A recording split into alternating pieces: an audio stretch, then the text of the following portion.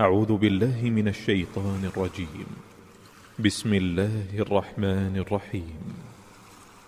ألم تر كيف فعل ربك بأصحاب الفيل ألم يجعل كيدهم في تضليل وأرسل عليهم طيرا أبابيل ترميهم بحجارة من سجيل فجعلهم كعصف مأكول.